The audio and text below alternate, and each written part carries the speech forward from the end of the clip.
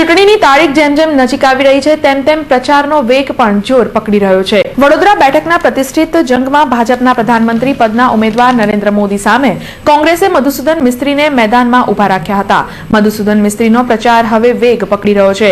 આજ રોજ મધુસૂદન મિસ્ત્રીએ વિપક્ષ નેતા ચંદ્રકાંત ભત્તુના નિવાસેથી રોડ શો શરૂ કર્યો હતો, જેમાં કોંગ્રેસ નેતા મૌલિન વૈષ્ણવ, ચિરાગ ઝવેરી સહિત નેતાઓ, કાર્યકરો અને સમર્થકો મોટી સંખ્યામાં ઉપસ્થિત રહ્યા હતા। અપ્સરા ટોકીઝ ખાતેથી શરૂ થયેલા રોડ શોમાં ઠેર ઠેર મધુસૂદન મિસ્ત્રીનું સ્વાગત કરવામાં આવ્યું હતું।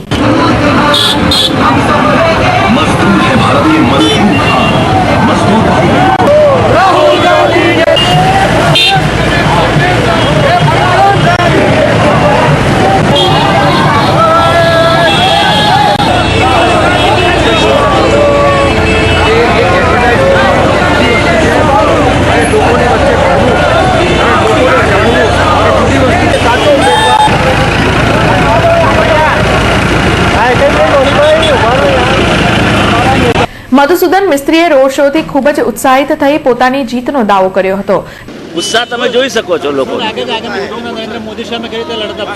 બહુ સારી રીતે આ તમે જોઈ રહ્યો ને, જે પ્રતિસાદ મને મળી રહ્યો છે તમે જોઈ રહ્યા છો।